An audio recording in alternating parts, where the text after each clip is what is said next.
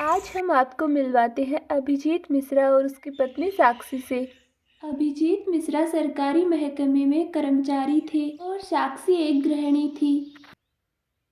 उनका बेटा विक्की सीए की पढ़ाई कर रहा था और बेटी महिमा फैशन डिजाइनिंग की पढ़ाई कर रही थी। आज रविवार था तो सब घर पे ही थे। मॉम, आज कुछ अच्छा सा नाश्ता बना लेना। इतने दिनों से रोटी सब्जी खा खा के मैं पक गया हूँ। आज संडे के दिन तो स्पेशल होना चाहिए। हाँ साक्षी, पहले एक कप चाय बना दो। सुबह से आलस हो रखा है। चाय पी के शर्मा जी के पास हो आता हूँ, उनका फोन आया था।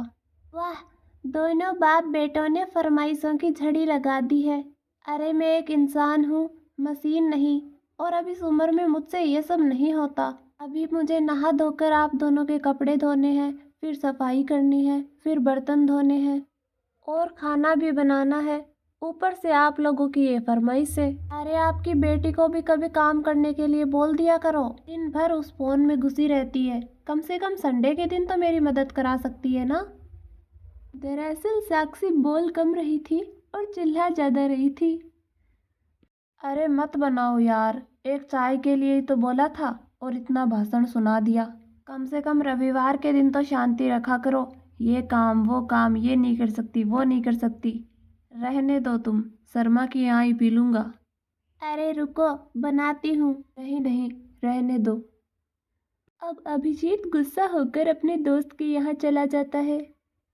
छोटी सी बात पर गुस्सा कर गए तेरे पापा। सच ही तो कह रही हूँ, मेरे अलावा और कौन करता है इस घर में काम। अब तू ही बता बेटा, मेरी कोई उम्र है क्या घर का सारा काम करने की। यह सुनकर विक्की जोर जोर से चिल्लाकर अपनी बहन महिमा को बुलाता है। महिमा, महिमा जल्दी यहाँ आओ। क्या हुआ भैया, इतनी जोर से क्यों चिल्ला रहे थे। तुम इतनी बड़ी हो गई हो, घर के काम करने में मम्मी का हाथ नहीं बटा सकती क्या। भैया, मुझे पढ़ाई करनी होती है, काम करूंगी तो पढ़ूंगी कब। अब बहाने मत बना मन्नू, पूरे दिन तो तू फोन में लगी रहती है और माँ घर का काम करती है, और तुम संडे के दिन तो काम कर सकती हो ना। आप शादी कर लीजिए भैया, माँ का हाथ बटाने वाली आ जाएगी। अच्छा, लेकिन अभी तो जाकर खाना बना। अब महिमा खाना बनाने चली जाती है।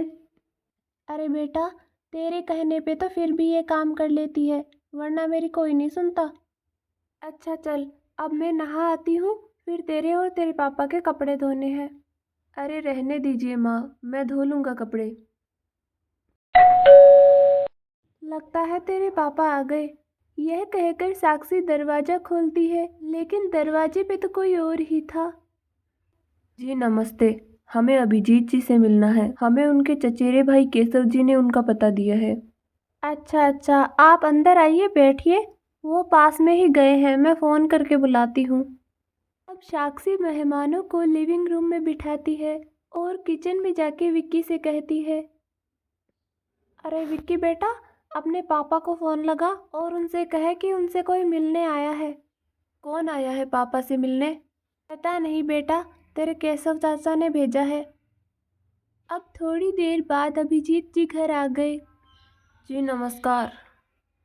अब वे दोनों एक दूसरे को हाथ जोड़ के नमस्ते कहते हैं। शायद मैंने आपको पहचाना नहीं है। जी, आपके चचेरे भाई केशव जी हमारे मित्र हैं। वो हमारे साथ ही ऑफिस में काम करते हैं। अब थोड़ी देर औपचारिक बातें हुई, उसके बाद सुनील कहते हैं।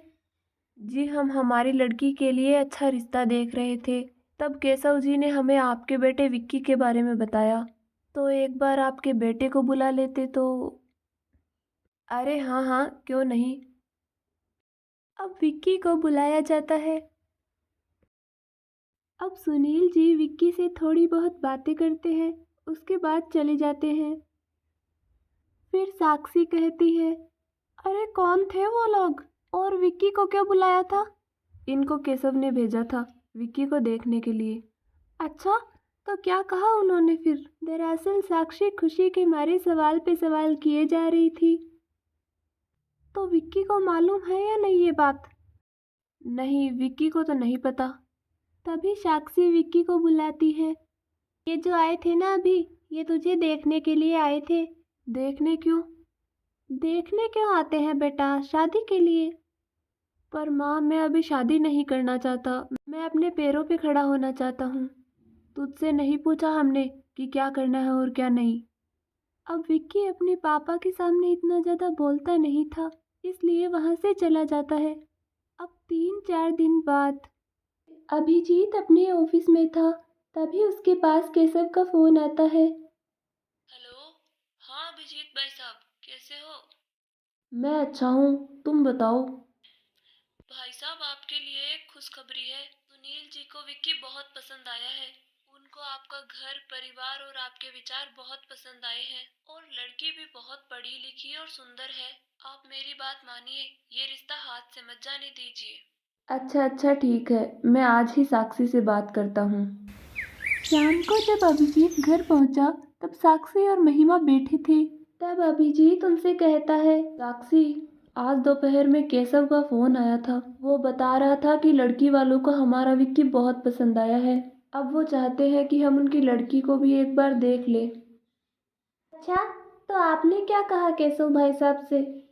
मैंने तो बस यही कहा कि मैं घर पे पूछ के बताता हूँ। तुम बताओ क्या कहूँ? मेरी तरफ से तो लड़की देखने के लिए हाँ है, बाकी विक्की से पूछ लो। पापा, नेक्स्ट ईयर मैं सीए बन जाऊंगा और ऐसी कई लड़कियों के रिश्ते आएंगे। आप लोगों को इतनी भी क्या जल्दी है मेरी शादी की? और वैसे भी मैं 26 साल का ही तो हूँ। बेटा, कई लड़कियों के रिश्ते आएंगे, मैं मानता हूँ, लेकिन ये रिश्ता हमारा जाना पहचाना है।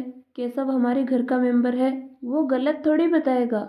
एक बार लड़की देख लेते हैं, पसंद आए या ना आए वो तो बात की बात है। हाँ बेटा, फिर ऐसी लड़कियां आजकल मिलती कहाँ है? केशव भाई साहब का जाना पहचाना रिश्ता है, तो कोई डरने की बात नहीं है। वरना तुमने देखा ही है आजकल की बहुओं को। वो हमारे घर के पीछे राठौड़ साहब की बहू को तो देखा ही था ना तुमने। 6 महीने में अपने बेटे को लेकर दूसरे शहर चली गई। यहाँ थी तब भी रोज कलह करती थी। मुझे तो डर लगने लगा है कि अगर मेरे भी ऐसी बहू आ गई तो बुढ़ापे में कहीं हमें हाथों से बनाकर नहीं खाना पड़े। इसलिए बेटा हाँ कर दो।